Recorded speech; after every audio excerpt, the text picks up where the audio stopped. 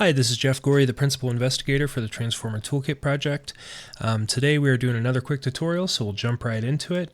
I wanted to talk briefly about some different hotkeys that you can use to optimize your use of this tool. Basically, there's a lot of stuff going on in this tool, and so it's very helpful to use hotkeys to more efficiently operate this tool. And so the first one I'm going to talk about today is a new window hotkey. So to do that, we hold down the Alt button, tap W. You'll see it's brought up some letters up here, and then you'll tap N.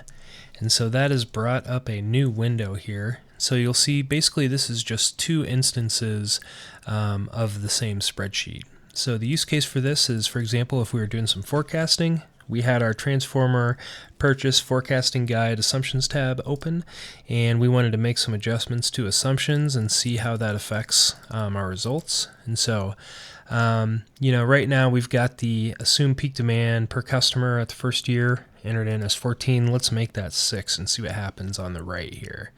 So I'm entering in 6. I'm going to press enter, and you see our charts have changed. So that's very helpful. Another example of that, I guess, could be like if you're entering in on the lookup tab some new EVs, and you wanted to, you were able to find like how much an EV weighs, but you don't know what class of EV that would make it. Well, I would just click on EV classes here. While referencing this, I'd say, oh, it's class whatever, and then enter it on this side. So that's the first one. Another very helpful one is a tool called Goalseek. Goalseek basically just adjusts a number until it seeks to a desired result in another cell.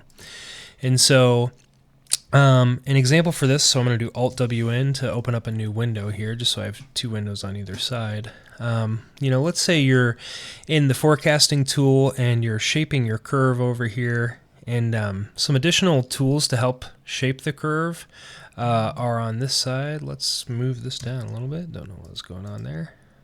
All right, let's just move this out of the way. Let's say that you're working on shaping your curve for, failure, and you basically want to make it so that the cumulative probability of failure for all of your transformers at year 50 is 80%.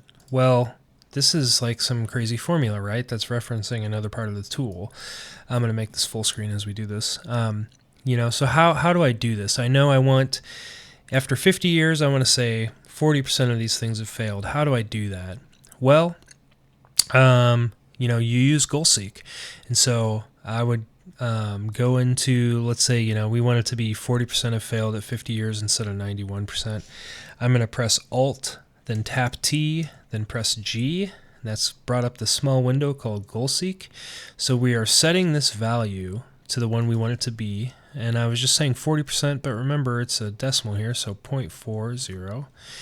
And now we basically get to figure out which variable is going to change to make it be 40%. So, if we were going to say, hey, we want it to be the curve location, so when the failure starts to ramp up, that is this variable, this n beta.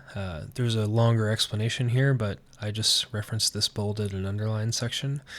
So I know I want it to be 0.40, but I'm going to change this cell here, right? And so it's selected that cell, and now I'm going to press enter, and the tool is going to work.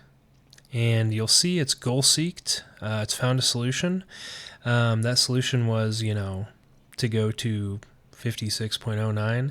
And you'll see again year 50 here. It's not exactly 0.4, but it's very close, 0.339.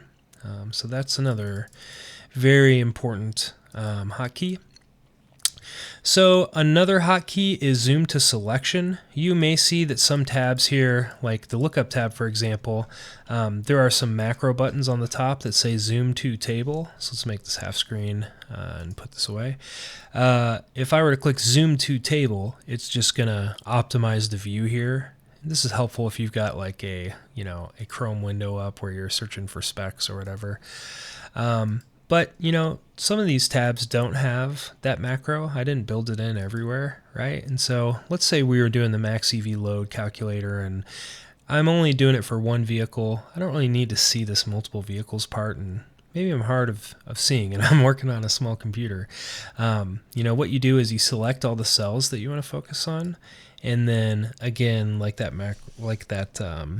hotkey said, it's going to be hold the Alt button, tap W, tap G, and now it's optimized our view so that this is the maximum viewing section. It still shows multiple vehicles there, but at least now we can see this part. So those are the most important hotkeys. Those are the ones I use most often. So let's do Alt W in to bring up another window and just zoom through these other hotkeys. Select row. This is helpful like if you're adding stuff to lookup. So select row is shift space, and as you'll see, it's selected this entire row in this table. So let's zoom out a little bit. So when you're in a table and you do shift space, it's going to be just the row in the table. But if you do it again, it'll do everything in the whole spreadsheet. So very helpful. Let's see, select column, same idea, except now instead of shift space, it's just control space. And when you're in a table, it'll do just the table. Do it again, it'll do the outer bounds of the table. And one more time, it should be everything in the table. So let's just make sure that's true. Yep, it is. Okay. So insert section. So now that we've learned that those two hotkeys for selecting rows and columns, let's do a shift space to select this row. And then if I do control and then the plus button, it's going to add a row. And same deal here, moving to delete selection, let's do shift. So let's click in a cell, click shift space again, and now do control minus, and that row has been deleted. It works just the same for columns with the control plus to insert and control minus to delete. So in different parts of the tool here, you know, there will be these notes, right? And let's say you are using this tool for a while and you get better at it, and you want to enter in your own notes to remember, hey, it worked out well when I used, 40 as my scale parameter. That's what I prefer to do based on our best practice. Well, you could enter in a note here by right-clicking and then new note. But the way that I prefer to do it, and I'll delete that note, is just Shift F2, and it'll do the same thing.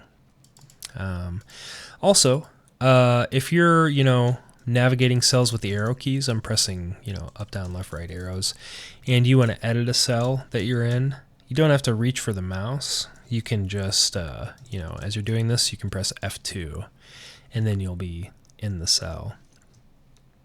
Yeah. And some bonus hotkeys that are not on the list. I'm a big fan of holding down Control and then page up and page down to switch tabs. You'll notice as I'm doing that, my mouse isn't moving, but page up is selecting the tab to the left, page down is selecting the tab to the right. So those are some hotkeys that'll help your use of this tool. I hope this video was helpful for you, and good luck in using the toolkit. Thanks.